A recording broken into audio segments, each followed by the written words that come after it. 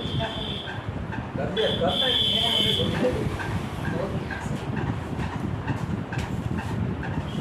जनता उतना है ना।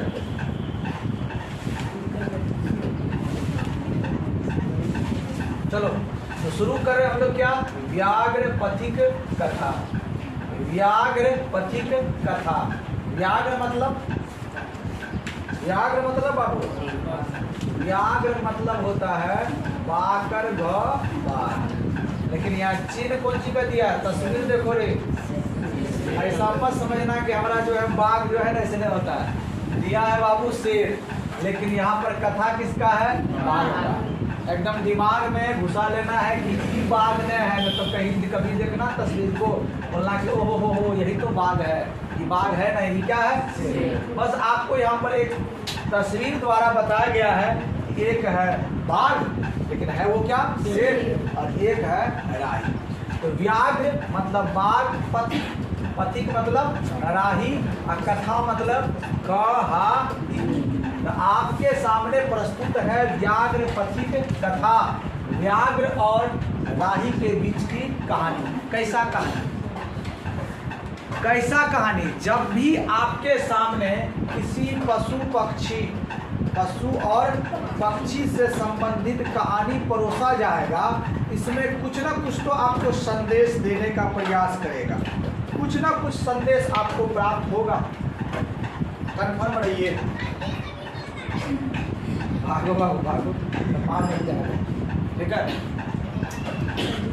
तो इस कहानी का उद्देश्य भी यही होगा, जब हम इस पूरा कहानी को पढ़ लेंगे तो हमको कुछ ना कुछ सीख मिलेगा, और उस सीख का अनुकरण हम कहाँ करेंगे, अपने जीवन में। अब देखेंगे कि आखिर हमको सीख मिलता है क्या, सीख मिलता है क्या। बढ़े आगे। तो सबसे पहले हम पाठ का लेते हैं परिचय। आखिर ये परिचय इस पाठ में है क्या, पाठ को लिया गया है कहाँ से, और ये पाठ कहना क्या चाह रहा है। शुरू कर रहे हैं हम लोग पाठ का परिचय ले रहे हैं सर। देखिए सब कोई परिचय प्राप्त कीजिए। कहता अयंग मतलब सब जानते हैं क्या होता है, क्लियर है। पाठ मतलब पाठ। नारायण पंडित एक नाम है। यह पाठ नारायण पंडित द्वारा रचितस्य मतलब रचा गया। नारायण पंडित द्वारा जो रचा गया है, उसके द्वारा एक रचा गया है नीति ग्रंथस्य, जिसका नाम है हितोपदेश। कन्फर्म है। यह पाठ नारायण पंडित द्वारा रचे गए हितोपदेश नामक नीति कथा ग्रंथ से लिया गया। अब ये नीति कथा ग्रंथ क्या होता है, नीति क्या होता है, पॉलिसी। नीति मतलब पॉलिसी। क्या होता है, कहता ना तुम्हारा नीति ठीक है, किसी को कहता तुम्हारा नीति ठीक नहीं है। नीति मतलब तुम्हारा तौर तरीका, तुम्हारा सिद्धांत, तुम्हारा आचरण, तुम्हें कैसे चलना चाहिए, कैसे बोलना चाहिए, बड़ों के सामने किस प्रकार से बात करना चाहिए, चोरी करना चाहिए कि नहीं करना चाहिए, सच बोलना चाहिए कि झूठ बोलना चाहिए। ये सारी बातें किसके अंतर्गत आती है, नीति के अंतर्गत। तो यहाँ पर जो हितोपदेश नामक ग्रंथ है, इसमें किनकी कथा है, नीति मतलब हमें क्या करना चाहिए और क्या नहीं करना चाहिए। इनकी शिक्षा जिस ग्रंथ द्वारा हमको मिलेगा, उन्हीं को हम कहेंगे क्या, नीति कथा ग्रंथ। किसके द्वारा लिखा गया बाबू, किसके द्वारा, नारायण पंडित द्वारा। कौन सा ग्रंथ का नाम क्या है, हितो। अब उसमें भी एक खंड है मित्र लाभ नामक खंडात संकलित। हितोपदेश नामक ग्रंथ है, किताब है बाबू। इसके अंदर में बहुत सारा पाठ होगा। जैसे ये संस्कृत पढ़ रहे हैं ना, इसमें आप पहले भी पढ़ चुके हैं क्या क्या, मंगलम पढ़े, पाटलिपुत्र वैभवम वगैरह वगैरह, लास्ट हमने मंदाकिनी वर्णम पढ़ा। तो उसमें पाठ है ना, इस किताब का नाम क्या है, व्यूसम। क्या नाम है? पढ़े हैं आप लोग? है किताब का नाम? देखो है। तो इस व्यूसम किताब के अंतर्गत जो अध्याय है उसी को हम कहेंगे खंड।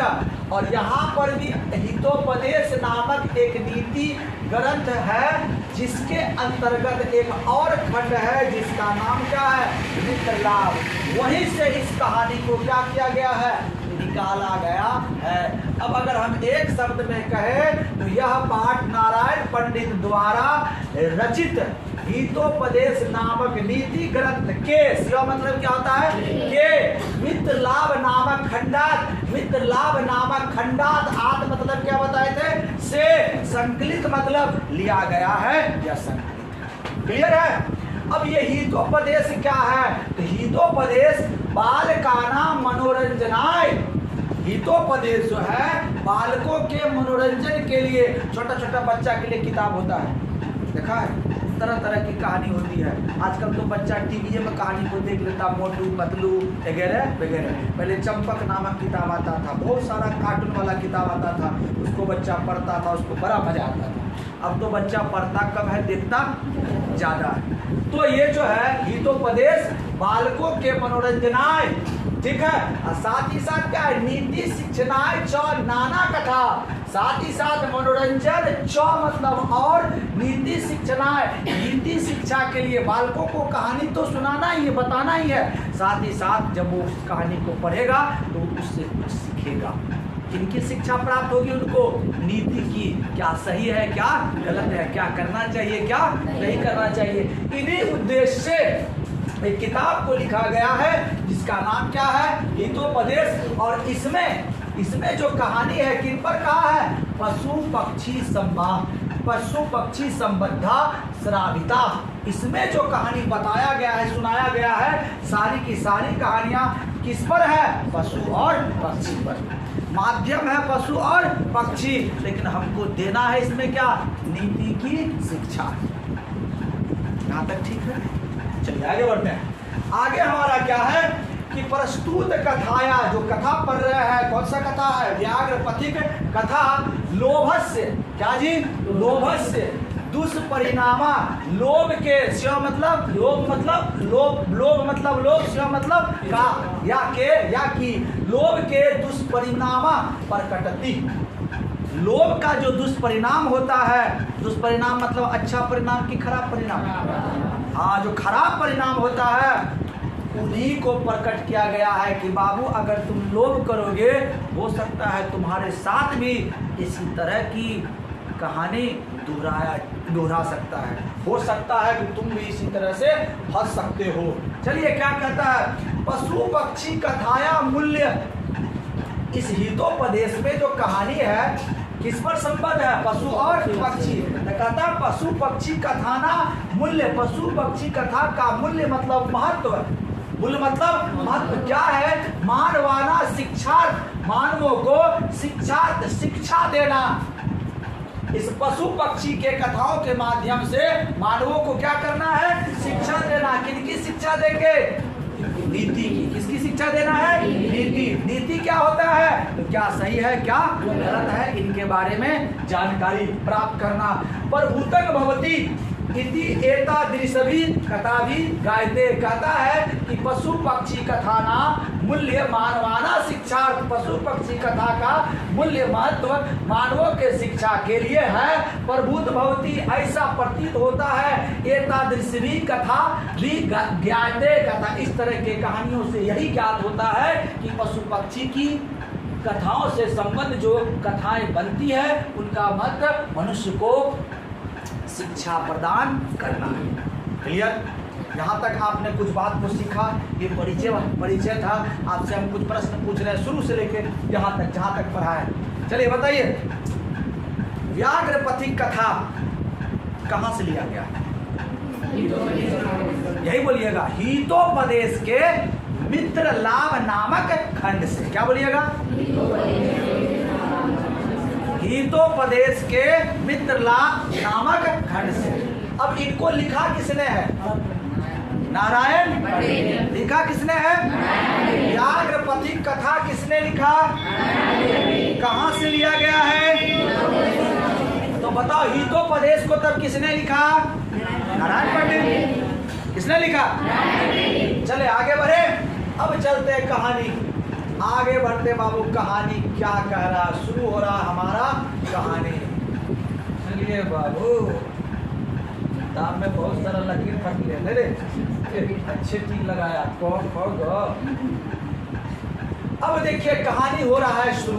कश्चित वृद्धव्याघ्र, कश्चित मतलब कोई, कश्चित मतलब कोई, वृद्ध मतलब बूढ़ा, व्याघ्र मतलब कश्चित वृद्ध व्याघ्र, कोई बूढ़ा बाघ स्नात, स्नान करके, कूस हस्ता, हाथ में कूस लेकर, हाथ में कूस लेकर, ब्रूते बोल रहा था। ब्रूते मतलब बोल रहा था।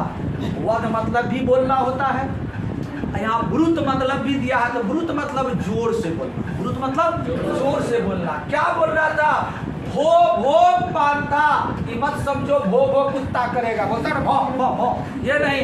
भो भो मतलब ओ ओ, क्या बोल रहा है? ओ ए ओ, इधर से जा रहा है ओ ए, कहता है ना, बस यही है। ओ भो भो पांता, ओ पांता, पांता मतलब राही, वहां से गुजरने वाला राही को कह रहा है, ए राही सुनो सुनो सुनो।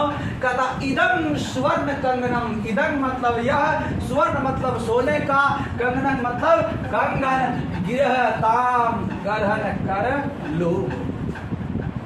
ये सोने का कंगन ग्रहण कर लो।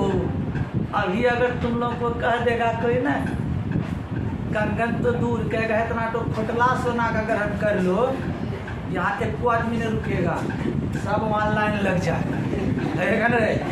यहाँ कहता सोने का कंगन ग्रहण कर लो। बहुत सारा राही जा रहा था, बहुत सारा राही, कोई विश्वास नहीं हो रहा था ये बाघ जो है सही बोल रहा है कि झूठ बोल रहा है। अगर सही भी बोल रहा है इस पर विश्वास तो किया नहीं जा सकता है, लेकिन सभी मनुष्य का विचार एक ही होता है क्या? उसमें से एक राही बाबू लोभ में आ गया। अब लोभ में आया तो कुछ ना कुछ तो विचारेगा। अब देखिए सर क्या हो रहा है। ततो तभी लोभा कृष्टे, तभी लोभ में आकर केन चित पांथे, कोई राही, कोई राही, तभी लोभ में आकर कोई राही, सभी नहीं, बहुत सारा गुजर रहा था, उसमें से कोई राही जो है आलोचितम, आलोचितम मतलब होता है विचार करना, आलोचितम मतलब विचार, विचार किया। क्या विचार किया? सोचा भाग्येन तो संभवती, कहता भाग्य से ही ऐसा संभव होता है कि कोई आदमी बाबू तुमको कह रहा है आओ और सोना का कंगन ग्रहण कर लो। क्या है तुम लोग सब कभी क्या है? अगर दोस्त झालमुड़ियों खिलाता होगा ना तो बोलता होगा देख पार्टनर आज 5 रुपया खर्चा किए पूरे पीछे, कल कोई बहाना नहीं, कल तुम खिलाओगे। कौन खिलाएगा? आज खिला के बोल दिया कल तुम लाना और खिलाओगे। 5 टका का झालमुड़ी में ये हाल है, यहाँ तो सोने का कंगन है। ठीक है, ये राही जो है फंस गया। कहता भाग्य से ही संभव होता है ऐसा कि आपको ऐसा अवसर मिले। क्या कह रहा है सर? किंग, फिर उसके मन में प्रश्न उठता है, जहां पर भी आपको विश्वास नहीं है कि ये हो सकता है और नहीं भी हो सकता है, वहां पर आप में 2 तरह का प्रश्न उठेगा। एक उठेगा सकारात्मक, एक उठेगा नकारात्मक। अगर किसी का मोबाइल धरल है, कोई नहीं है, 20,000 का मोबाइल है, तुम बगल में खड़ा रहे, कोई नहीं है, तुम ईमानदार हो, अब तक चोरी नहीं किया है, मन कहेगा उठा लो, उठा के चलो। फिर मन कहेगा अगर कोई देख लिया तो शानदार जूता और शानदार चप्पल से स्वागत होगा। होता है ना दोनों तरह का बात। उसमें से जिसके अंदर नकारात्मक बात ज्यादा आया है, उठा लो, जो होगा देखा जाएगा। मोबाइल उठा लिया, अब पकड़ा गया तो शानदार स्वागत, नहीं तो फेसबुक, यूट्यूब, व्हाट्सएप स्टार्ट। क्या, चलिए आगे बढ़ते हैं हम लोग। तो क्या कहता है किंग त्वा, अब ये सवाल करता है किससे, किंग त्वा अस्मिन संदेहे प्रवृत्ति विधेया, कहता क्या संदेह की स्थिति में कोई कार्य करना, कोई भी कार्य करना सही है? क्योंकि बाघ तो एक हिंसक जीव है, उनका तो मुख्य कार्य है कि हमको किसी को मारना है और उन्हीं को भोजन के रूप में भक्षण करना है। लेकिन ये बाघ आज साधु बना हुआ है, कहता सोने का कंगन ले लो, अगर हम उसके पास जाएंगे कहीं तो हमको मार के खा ले, तब तो संदेह तो है ना। वो कोई बड़का ईमानदार साधु महात्मा तो नहीं है ना, प्रूफ करके बाबू आज के बाद अब तक जो है मीट मछली गाय गौरू भैंस खाना छोड़ दिए हैं, बाघ बोलेगा, बाघ तो सब खाएगा, ठीक है। तो कहता है क्या संदेह की स्थिति में कोई कार्य करना सही है? उनको कुछ बात याद आता है, वो बात अश्लोक के रूप में आता है। क्या कहता है कि अनिष्ट दिष्ट लाभे अपि न गति जयते शुभाम, कहता अनिष्ट दिष्ट लाभे अपि, अनिष्ट से इष्ट की लाभ, अनिष्ट से इष्ट की लाभ। इष्ट मतलब ऊपर वाला, ईश्वर की अगर हम प्रार्थना करेंगे अनिष्ट यानी कि गलत तरीके से, तो क्या ईश्वर खुश हो जाएगा? खुश हो जाएगा। अर्थात कि हम ईश्वर को चंदा देंगे, जैसे बहुत सारा लोग मंदिर में जाके 10 टका 20 टका देता है ना, तो ईश्वर को बोलेगा हे ईश्वर आज हम जा रहे हैं चोरी करने, डकैती करने, 5 लाख टका अगर मिल जाएगा तो 50,000 आपका। क्या ईश्वर कहेगा आशीर्वाद जाओ? कहेगा क्या? अगर ऐसा कहेगा तो हम पढ़ाना छोड़ देंगे, अभी जाएंगे ईश्वर के सामने, भगवान ज्यादा डकैती करने, पकड़ाना नहीं, 5 करोड़ टका आएगा, उसमें से 2.5 करोड़ आपका।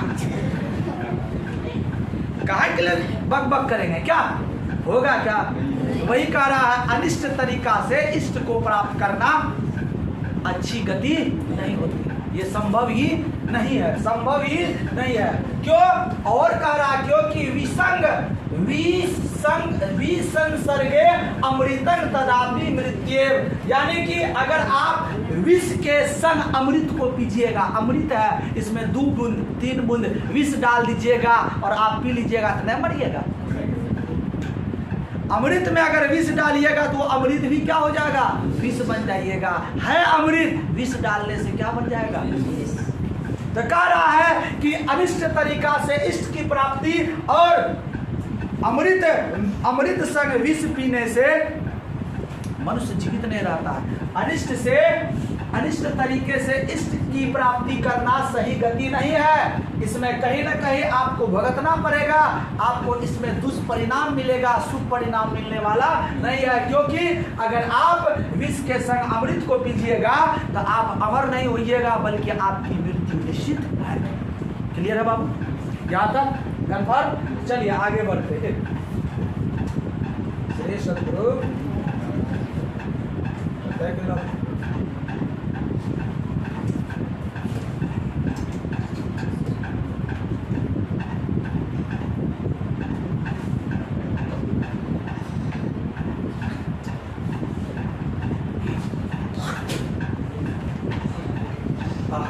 अब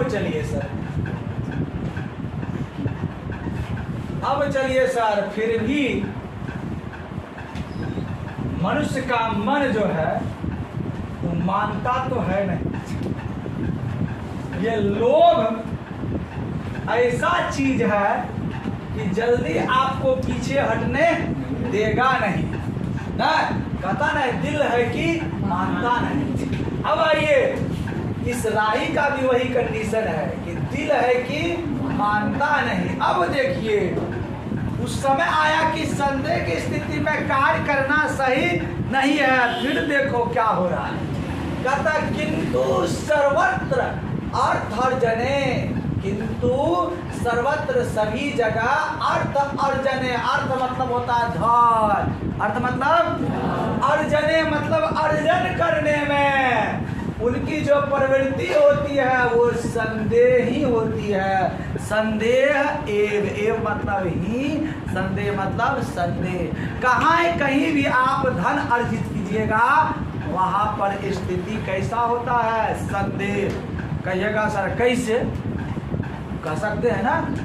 तो बाबू तुम दुकान खोल लिया, 5 लाख टका पूंजी लगा लिया, जरूरी है तुम्हारा दुकान चल जाएगा? है मार्केट, तुम मार्केट में सब्जी उब्जी बेचने जा रहा है, 2000 टका का बैगन परवल आलू लेके जा रहा है, आधा रास्ता में तुम्हारा आलू बैगन परवल क्या छीन उनके भाग जाए, क्या आपको अर्थ की प्राप्ति होगी? संदेह तो है ना। आप गए कच्चा चीज सामान खरीद के लाए, हटिया गए, शानदार वर्षा होने लगा, शानदार तो नहीं है कहेंगे, और वो कल खराब हो जाएगा। आज अगर नहीं बिका और वर्षा छोड़ने का नाम नहीं ले रहा, बोलिए खराब होगा कि ना होगा? अब आपने जो उस सामान को खरीदा था अर्थ अर्जन के लिए, किसको बेचेंगे, ज्यादा पैसा में इसको बेचेंगे तो हमको क्या होगा, मुनाफा। अब वर्षा हो गया तो क्या धन अर्जन हुआ? संदेह की स्थिति है ना। बस यही प्रश्न इसके दिमाग में उठा। क्या उठा कि किंतु सर्वर्थ अर्थ जने प्रवृत्ति संदेह एव, यानी कि सभी जगह धन अर्जन करने की जो प्रवृत्ति होती है वो संदेह जनक होती है।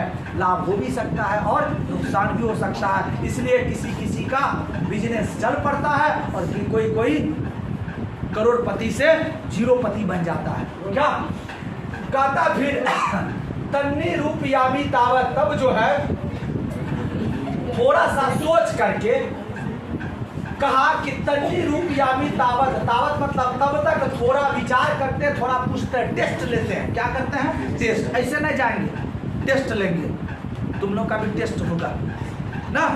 हाँ, कहाँ जब ITI सब का परीक्षा, ITI में नामांकन कराओगे, पॉलिटेक्निक मेडिकल इंजीनियरिंग में, उससे पहले तुम लोग का प्री टेस्ट होगा, टेस्ट एग्जाम। पास करोगे तो होगा, नहीं तो थपड़ी पे जाना। थपड़ी बजाएगा क्या? हाँ, पकौड़ा बेचेंगे।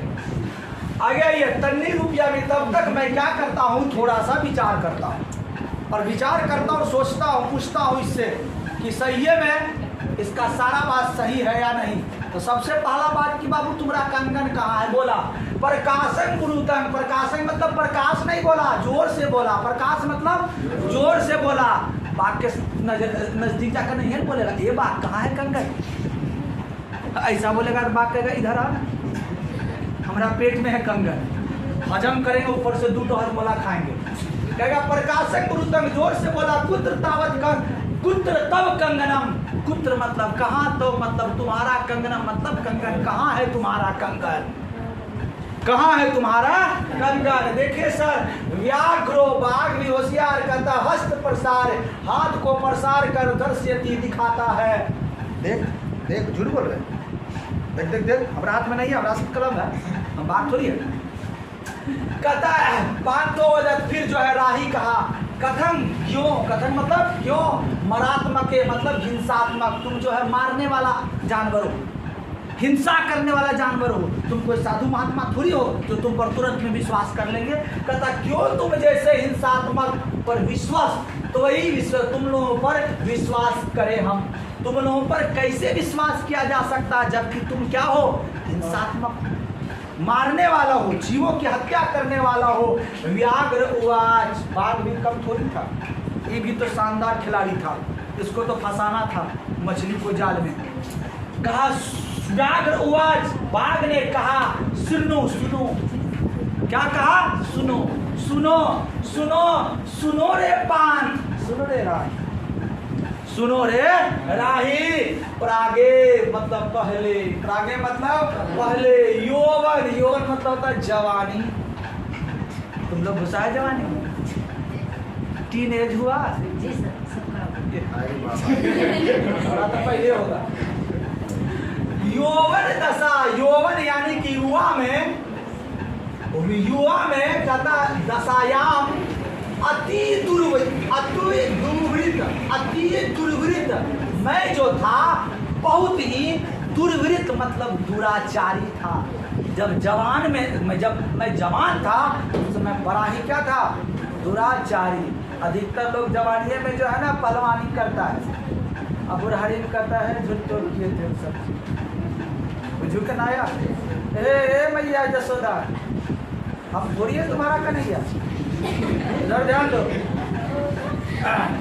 यौवन दशायाम अति दुर्वृत्त कहता पहले मैं जवानी में बहुत ही क्या था, दुराचारी था। क्या किया था, अनेक गौ मानुषाना अनेक गाय और मनुष्यों का वधान में मैंने वध किया था। वध समझते हो, मारा था। उसके कारण इसी का परिणाम न कहिए दुष्परिणाम है कि हमारा जो है पुत्र है मर गया। 14 दारा मतलब पत्नी, दारा मतलब दारा सिंह नहीं, दारा मतलब पत्नी। इसी कारण से हमारा पुत्र और हमारी प्यारी पत्नी मर गई, कुछ नहीं बचल। कहता है वंशहीन अहम चो, यहाँ लगाओ वंशहीन अहम मतलब मैं वंशहीन हो गया। मैं क्या हो गया, अब सीधा कह रहा है कि सुन पहले हम जवानी में क्या थे, दुराचारी थे। बहुत सारा मनुष्यों और गायों का हमने क्या किया, वध किया। उसी का दुष्परिणाम हुआ कि हमारा पुत्र और हमारा पत्नी, प्यारी पत्नी मर गई और हम हो गए वंश।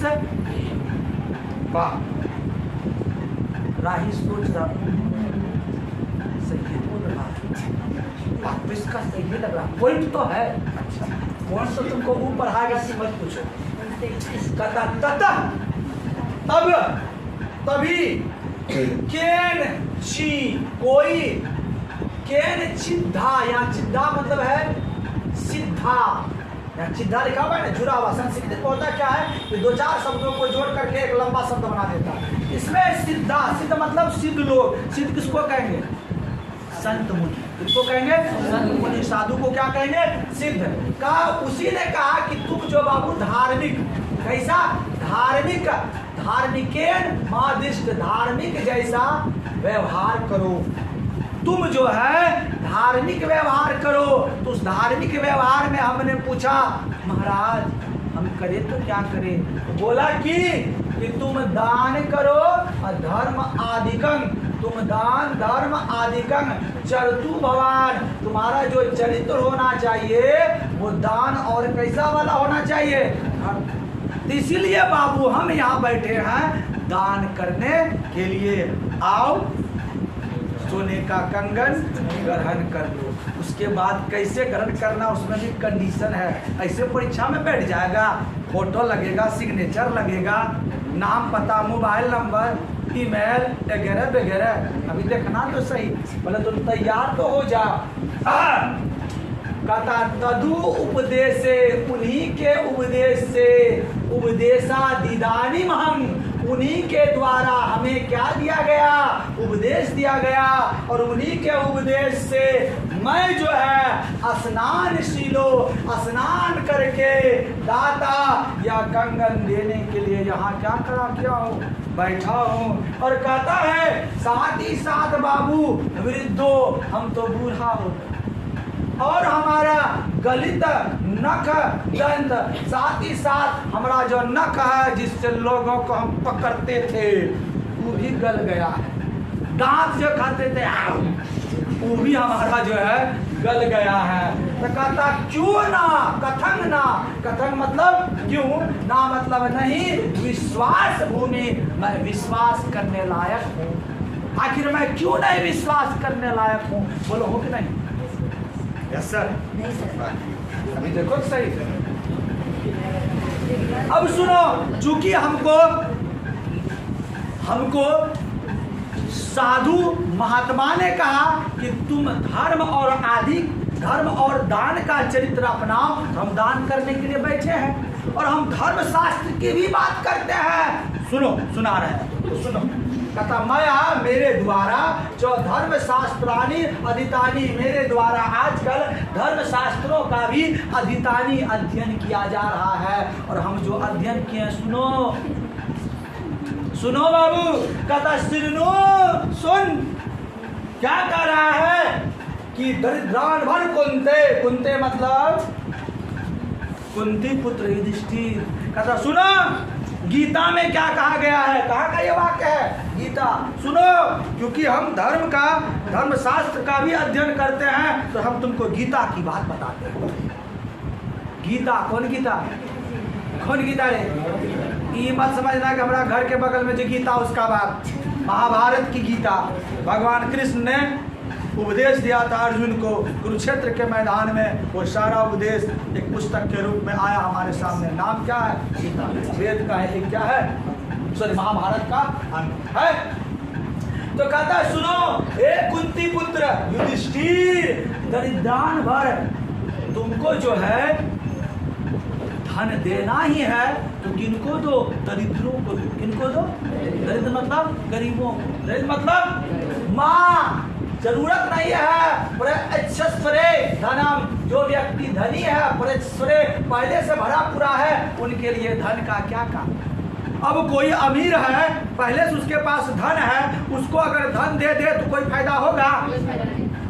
फायदा उनको होगा जिनके पास पहले से धन नहीं है। तो सुनो रे, गीता में क्या कहा है रे पांता, सुन इधर कि हे कुंती पुत्र युधिष्ठिर, धन देना है तो किनको दो, गरीबों को दो, अमीरों के लिए धन का क्या काम, उसके पास तो पहले से ये है। जैसे जैसे व्याधि औषधं पथ्यम, व्याधि के लिए ही औषधि जो है सही मार्ग है। व्याधि मतलब जो रोगी है उनको अगर दवाई देंगे तो दवाई काम करेगा, और जो रोगी हय्यन है उसको जबरदस्ती तुम दवाई खिला रहे हो, उससे क्या फायदा।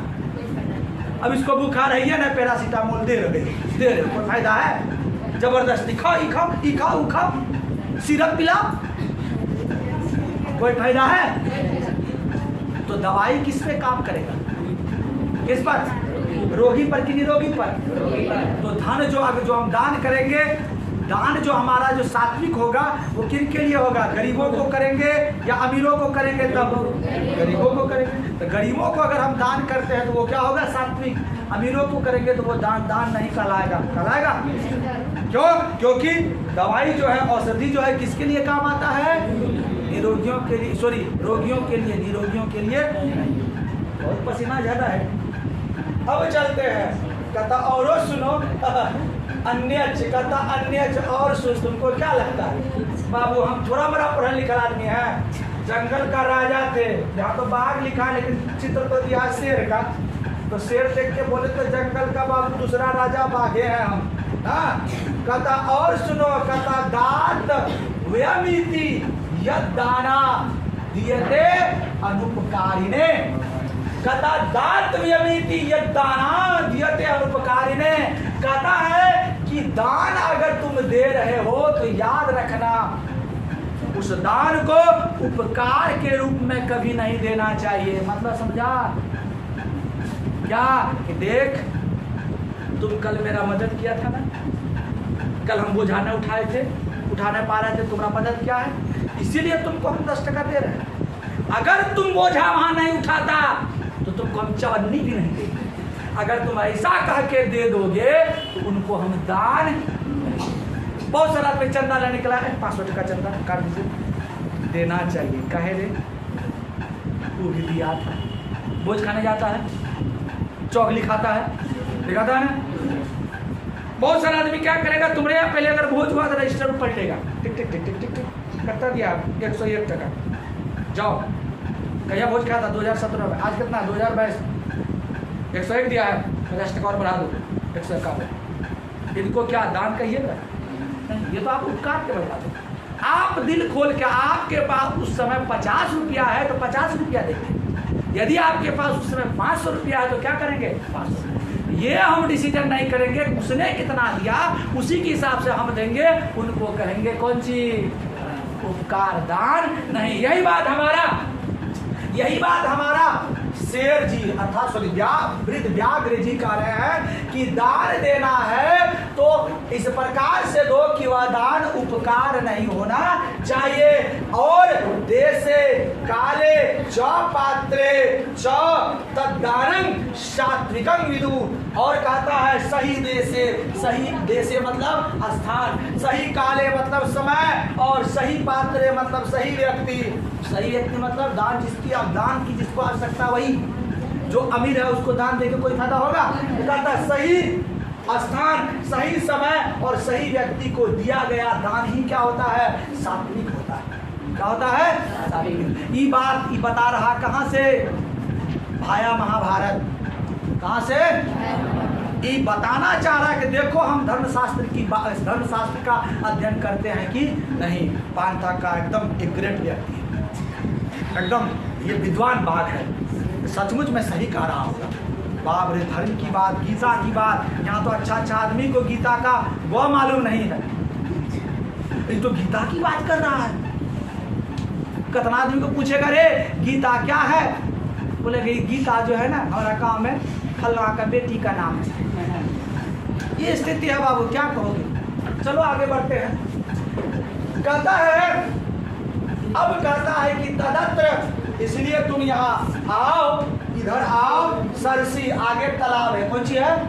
सरसी मतलब तालाब है। स्नान तुआ मतलब बताते कर, तुआ मतलब स्नान करके सुवर्ण सोने का कंगन गिरिहान ग्रहण करो। इसीलिए तुम जो है बउआ इधर आओ, तालाब का स्नान करो और सोने का कंगन स्नान करो। बिना स्नान करे तुम अभी अपवित्र हो। कंडीशन लगा दिया तुमको स्नान करना होगा तो तुमको मिलेगा। अब देखो तो अब तो उनका बात पूरी तरह से आ गया, कह दिया। बाघ जो है एजुकेटेड, जानकार, धार्मिक है, प्रकांड है, इतना ज्ञानी व्यक्ति सच ही बोलेगा, झूठ बोल ही नहीं सकता। आ गया उसका बात में। और ततो यावदसो, उनके तद्वच बातों में आकर, प्रतीतो लोभत्सर, उनके लोभ में आकर, उनके बातों में फंसकर, स्नातु, जैसे ही स्नान करने के लिए परवश्यति, प्रवेश किया, तो तब वहाँ जो है महापक्य था। महापक्य कहते हैं भयंकर कीचड़ को। किसको कहते हैं? किसको कहते हैं? महापक्य मतलब भयंकर कीचड़, जिसको हम दलदल भी कह सकते हैं। क्या उस तालाब में क्या था? भयंकर कीचड़। जैसे ही उनकी बातों में लोभ में आकर उस तालाब में प्रवेश किया, वो टकला मुर्गी चोर फंस गया दलदल में, कीचड़ में फंस गया। अब क्या हो गया बाबू? निमग्न, वहां पर वो डूबने लगा। निमग्न मतलब डूबने लगा। और पलायतु मतलब होता है भागना। भागना भी कर सकते हो, निकलना। जब आप फंसिएगा कहीं पर, वहाँ भागने का प्रयास कीजिएगा ना, तो वो फंसने लगा, उसमें अक्षम हो गया। वहाँ से निकलने में कहिए या वहाँ से भागने में वो असक्षम हो गया, अक्षम हो गया, निकल नहीं पाया। और बाघ बड़ा मजा से देख रहा था इस बात को, लाइव दृश्य देख रहा था। अब इसको टेस्ट आने लगा कि अब तो मजा आएगा, अब होगी हमारी पिकनिक, अब होगी हमारी पिकनिक। कहता पक्के पतितंग दृष्टवा, पक्के मतलब कीचड़ में, पतितंग मतलब गिरा हुआ, दृष्टवा मतलब देख कर, व्याघ्रो वदत, बाघ ने कहा। बाघ बोला आहा, क्या बोला? आहा, महापक्के पतितोषी, भयंकर कीचड़ में तुम गिर गए हो। आहा, इसको कहता है क्या? घाव में नमक डाले या जले में नमक छिड़क। हाँ बतवा वही हुआ ना। कहता है अत अस्तवा महमुत्था मुत्था पयामी। कहता अतः अस्तवा, रुको रुको रुको, अहम मैं जाता हूँ, मुद्दा उपयामी, तुमको वहां से उठा लेता हूँ, क्योंकि हमारे पास मुंह नामक डोजर है। ऐसे खोलेंगे, डोजर देखा ना, इसका दांत है, ऐसे पकड़ेंगे और दोनों हाथ द्वारा एकदम आराम से तुमको उठाया जाएगा। डोंट वरी, चिंता मत करो, ठीक है। इतना कहकर स्ने धीरे धीरे, कैसे बाबू, धीरे धीरे रूप गम में उसके नजदीक गया। ओ हो, अच्छा अच्छा अच्छा अच्छा अच्छा, वन मिनट, तेन व्याघ्रेन घृतम, उसके बाद वह जो है, तेन मतलब वे बाघ द्वारा क्या किया जाता है, पकड़ा जाता है। सा पांथा उचित, सा पांथा चिंतयत, और जब बाघ धर लेगा तो अब क्या होगा कहना मुश्किल।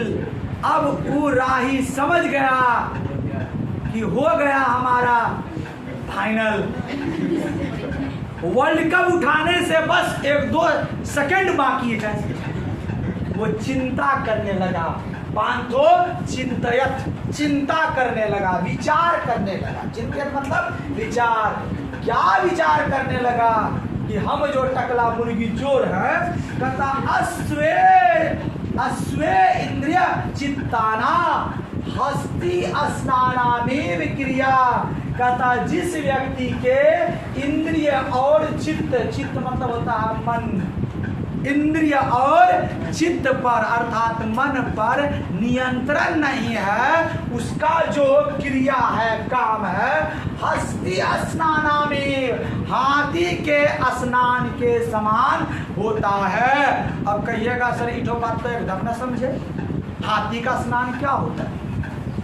तो देखो बाबू, हाथी क्या करता, पहले सुन लो। हाथी जब स्नान करेगा ना, स्नान करने के बाद वो धूल में जाके लेटने लगता है। धूल में जाके क्या करने लगता है?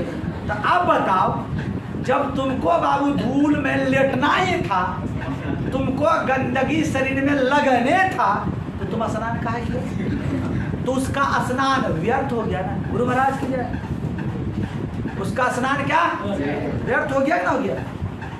तो कहता है कि जिस व्यक्ति की इंद्रिय और मन उस पर नियंत्रण ना हो, उनका क्रिया किसके समान है? हाथी के स्नान की तरह। क्यों? समझ गए हाथी का स्नान कैसा होता है? व्यर्थ होता है। पता है आगे कहता है दुर्भगा, दुर्भगा भरण प्रायो, दुर्भगा मतलब वैसी नारी जिनका पति नहीं है, जिनका पति नहीं है, उस व्यक्ति, उस नारी द्वारा भरण प्राय, यदि वो आभूषण पहनती है, पति नहीं है, आभूषण पहनती है, तो वो एक बांध स्त्री की तरह है। किस स्त्री की तरह? बांध स्त्री। तो हमारे वैदिक धर्म में बांध स्त्री जो, बांध समझते हो ना, जिसको संतान नहीं होता है, उस स्त्री के साथ अच्छा व्यवहार करने के लिए नहीं कहा गया। ऐसा वैदिक बातों में कुछ बात लिखा हुआ है, उन बातों को हटा देते हैं। आगे कहता है ज्ञान भारं क्रिया बिना, ज्ञान भारं क्रिया बिना, अगर आपके पास ज्ञान है, क्या है? ज्ञान। यदि आप उस ज्ञान का उपयोग नहीं कर रहे हैं, तो ज्ञान केवल एक भार है। क्या है? भार। ज्ञान केवल एक क्या है? भार है। ज्ञान को आप ढो रहे हैं, ज्ञान अगर है तो आप क्या कीजिएगा? प्रयोग कीजिएगा। धन है, पैसा है, खरीदे नहीं कीजिए। देखा बहुत सारा आदमी, वहाँ में 1.5 आदमी मिलेगा, पैसा होगा लेकिन खाएगा कहाँ? तो धन है तो उपयोग करो, ज्ञान है तो दिया करो, तभी जाके वो सात्विक होगा। अदरवाइज वही गति होगी जैसा गति इसका हो रहा है। और अंततः जानते हो क्या हुआ? अंततः क्या हुआ जानता है? देखो कहता इतना सोच ही रहा था, इति चिंतन वसो व्याघ्रेण व्यापिता खादित स, कहता इतना सोच ही रहा था कि बाघ द्वारा वह पकड़ा गया, और व्यापादित खादिश और उनके द्वारा खाया गया। अत उच्चेत, इसलिए कहा जाता है कि कंगनस्य तू लोभेन रे, कंगन के चक्कर में लोभ में आकर तुम जो है मगन पक्के, तुम जो है कीचड़ में गिर पड़ा और हृदयाग द्वारा संप्राप्त पथिक तो यथा, और हृदयाग द्वारा उस पथिक को क्या किया गया, खाया चले गया। बिल्कुल कहानी समझ में आ गया? कुछ था? एक तरफ से अगर हम चलेंगे तो एकदम संक्षेप में इसको बोलेंगे, संक्षेप में एकदम कहानी को। एक बूढ़ा बाघ था कि नहीं? वह हाथ में कुछ लिए हुए तालाब के किनारे स्नान करके क्या था, बैठा हुआ था। उधर से राही गुजर रहा था, उसको कह रहा था, ओ राही ओ राही, मेरे सोने के कंगन को ग्रहण कर लो। उसी में से एक राही लोभ में आया, कहा भाग से ही ऐसा मौका आता है, आता ना आता है, और उसमें फंस गया। लेकिन कहा बाबू धन अर्जन करने में संदेह होता है, इसलिए इसका कुछ टेस्ट किया जाए। उससे पूछा कि कहाँ है तुम्हारा कंगन, बोला देखो। फिर कहा कि क्यों, तुम जैसे हिंसात्मक जीवों पर क्या किया जाए, विश्वास किया जाए। बोलता क्यों नहीं किया जाएगा, क्योंकि हम जवानी में बहुत दुराचारी थे। क्या थे? दुराचारी थे।